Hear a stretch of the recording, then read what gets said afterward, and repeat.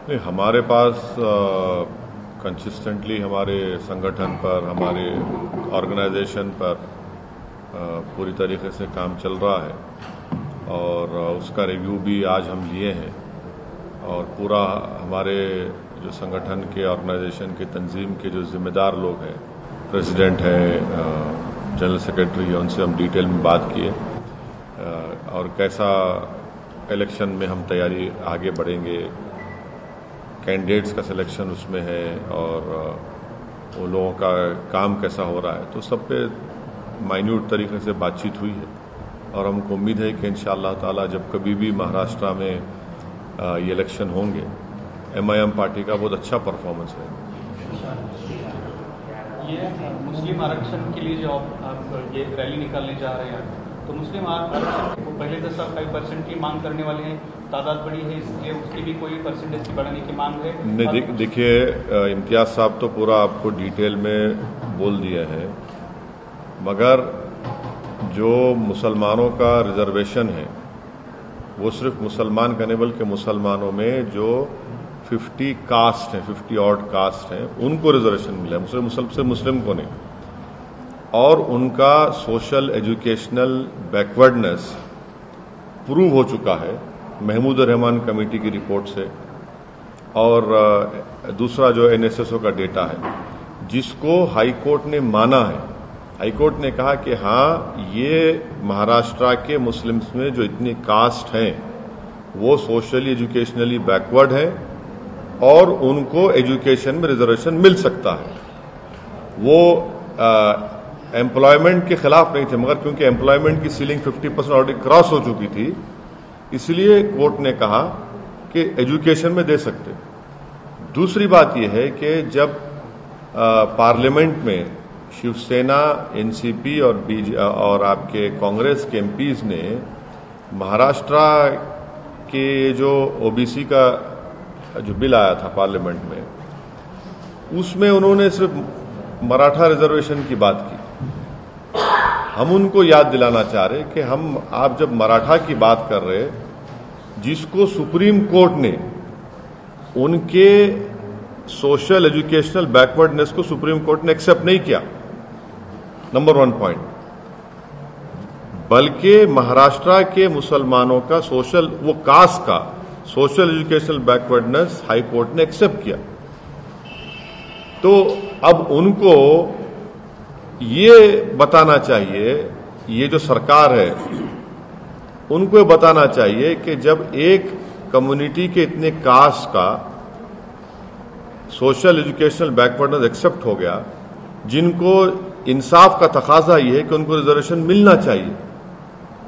और ये बात सारी दुनिया को मालूम कि महाराष्ट्र में मुसलमानों का जो कास्ट है, उनका लिटरेसी रेट, उनका ड्रॉप आउट रेट,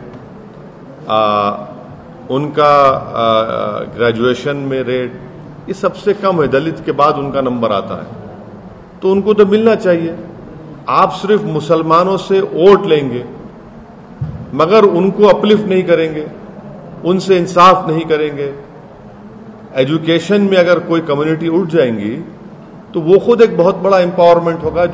ये जो मौजूदा सरकार है वो कंप्लीटली महाराष्ट्र के मुस्लिम्स के एम्पावरमेंट के लिए काम नहीं कर रही है।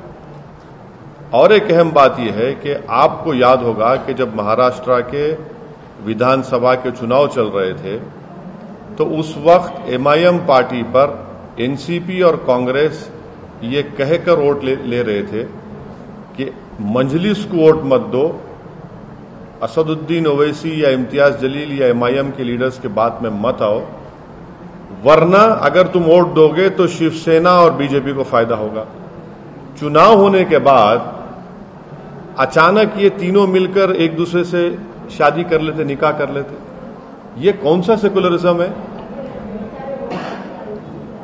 ये कौन सा सेकुलरिज्म है? आप तो महाराष्ट्र की जनता को धोखा दिए, स्पेशली महाराष्ट्र के मुसलमानों को धोखा दिया। आप मुझे मेरा डर दिलाकर, MIM का खौफ दिलाकर आपने वोट तो बटोर लिया, मगर जाकर झोली में डाल दिया शिवसेना के। तो ये इनकी हिपोक्रेसी है। मगर आज हम जो डिसाइड करें इसका डिसाइड करें, और 27 तारीख की मीटिंग होगी नवंबर में इंशाल्लाह। मगर MIM पार्टी ये सरकार से इमीडिएटली डिमांड करती है कि महाराष्ट्र के मुस्लिम्स को रिजर्वेशन जो हाई कोर्ट ने क्लियर कर दिया उसको दिया जाए, इमीडिएटली दिया जाए उसको आपको रोकने की जरूरत नहीं है। अगर आप सच्चे हैं, अगर आप सिंसियर हैं अपनी बात में, तो इसको इम्प्लीमेंट करिए। और ये होना चाहिए, ये जस्टिस का एक सवाल है और हम देखेंगे। सर, जैसा कि महाराष्ट्र में आपने मुसलमानों के अपने आवाज़ उठाई, उसका खैर मकसद है, लेकिन तेलंगाना में ही 12.5% रिजर्वेशन का ऐलान। तेलंगाना में अभी जो हमारे को रिजर्वेशन तेलंगाना मिल रहा है वो सुप्रीम कोर्ट का स्टे पे मिल रहा है, और हमारी असेंबली में हमने रेजोल्यूशन भी पास किया है, गवर्नमेंट ऑफ इंडिया को भिजाया है कि 50% कोटे को ब्रीच करो आप। ये बात मैंने पार्लियामेंट में भी कही थी कि 50% जो कोटा जो सुप्रीम कोर्ट बोल रहा है उसको सेंट्रल गवर्नमेंट एक लॉ बनाए, उसको ब्रीच करे। और हमारा डिमांड ये है कि पूरे देश में, पूरे मुल्क में जो आबादी का 50% हिस्सा है उनको आप 27% दे रहे, और जो 10% है उनको आप 20% दे रहे। तो ये नरेंद्र मोदी की गवर्नमेंट के लिए भी पार्लियामेंट में डिमांड किया कि आप 50% का जो है वो उसको ब्रीच करिए, लॉ लेकर आइए आप, क्योंकि आपके पास आज मुल्क में, देश में एम्पिरिकल डेटा है जो इस बात को बता देगा कि अदर बैकवर्ड कास्ट भी इसको डिजर्व करते हैं। मगर मुस्लिम आरक्षण का मसला है कि ऑलरेडी हाईकोर्ट क्लियर कर चुका है उसको। जिस दिन 50% का law government of India Modi लेके आएंगे, फैंटास्टिक, तेलंगाना में बढ़ेगा कोटा, क्यों नहीं बढ़ेगा। मगर आज आपको जो है मिल रहा है ना 4%, तो आपको जो मिल रहा पहले ले लेना, जो पहले मिल रहा उसको ले लो आप, उससे फायदा भी हो रहा उससे। आप कुछ बोल रहे थे सर, उत्तर प्रदेश और दिल्ली के इलेक्शन से आप उत्तर प्रदेश में गए हैं और वहाँ पर आप राजभर सिंह की पार्टी से आप अलायंस करने वाले थे, लेकिन वो छोड़कर चले गए। अब जो आपके सामने यहाँ पर भी, जैसे कांग्रेस ने, NCP ने यहाँ पर प्रोपेगेंडा करी कि अगर आप वोट देते हैं तो बीजेपी आ जाएंगे, वहाँ पर भी यही नहीं, आप ये देखिए ना कि आज मेरे को बहुत मजा आ रहा, मैं बैठ के बोलते हैं, इंग्लिश में क्या बोलते हैं, पॉपकॉर्न मोमेंट बोलते हैं उसको। वो क्या है, कांग्रेस लालू प्रसाद यादव को क्रिटिसाइज कर रही थी, उन्होंने बीजेपी से मिले हुए हैं। लालू प्रसाद यादव कांग्रेस को क्रिटिसाइज कर रहे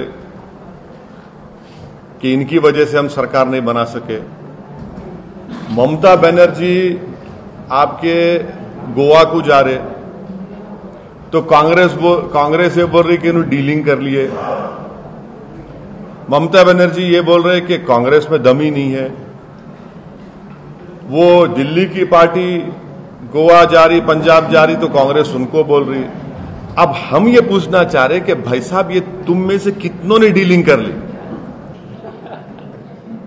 वो मुंबई के जमाने में क्या बोलते हैं उसको, मांडोली।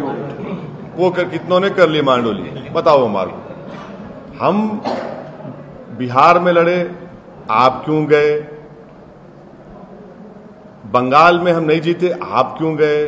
अब उत्तर प्रदेश में जा रहे तो अरे भाई, तुम आपस में ही तुम एक दूसरे को गाली दे रहे।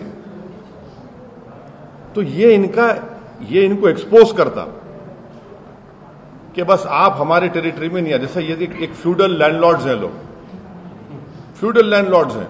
ए तुम कैसा आए? भाई गया, फ्यूडलिज्म का जमाना चला गया, अब कोई नहीं रुकने वाला है। सर, इसी से जुड़ा हुआ सवाल, MIM के हिस्से में ही क्यों आता है वोट कटवा पार्टी? नहीं, इसलिए आता है, इसलिए लोग ये झूठा इल्जाम लगाते क्योंकि कोई भी पार्टी, चाहे बीजेपी हो, शिवसेना हो, कांग्रेस हो, NCP हो, या आपके समाजवादी पार्टी हो, वो नहीं चाहते कि भारत के मुसलमानों का एक पॉलिटिकल लीडरशिप का प्लेटफॉर्म बने या पॉलिटिकल लीडरशिप क्रिएट हो। वो सब समाज की लीडरशिप चाहते, मगर अगर किसी एक समाज का पॉलिटिकल एम्पावरमेंट नहीं चाहते तो मुसलमान का है। ये हकीकत है।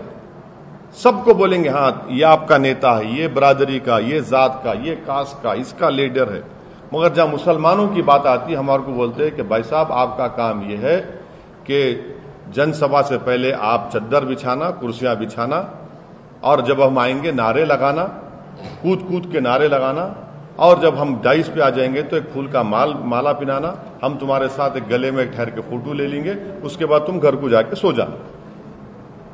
हम ये बोल रहे कि अब कुछ नहीं होगा, हम कुर्सी पे बैठेंगे, अपने मुकद्दर के फैसले हम करेंगे। अगर भारत में हर कम्युनिटी, हर कास्ट को अपनी लीडरशिप बनाने का इख्तियार है तो भारत के बिगेस्ट माइनॉरिटी का ये हक पहुंचता, बल्कि उनको बनाना चाहिए अपनी पॉलिटिकल लीडरशिप।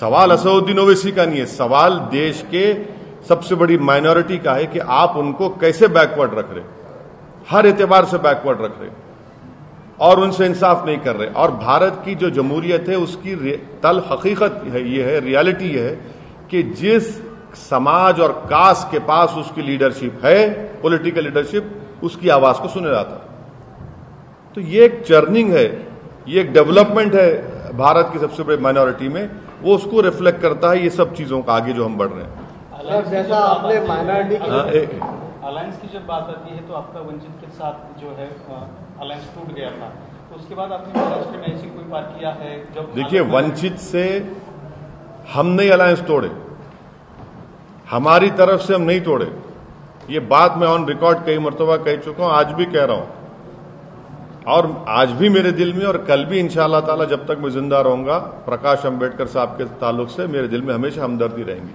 मगर वो अलायंस हम नहीं तोड़े, हम तो अलायंस को कंटिन्यू करना चाहते थे, अनफॉर्चुनेटली वो डिसीजन ऐसा लिया। अगर फिर से उनका हाथ आपकी तरफ आता है तो क्या आप तैयार हैं उसके लिए? देखिए politics is the art of impossible, तो अगर ऐसे हालात बनते हैं, कुछ होता है तो जरूर आपको बताएंगे।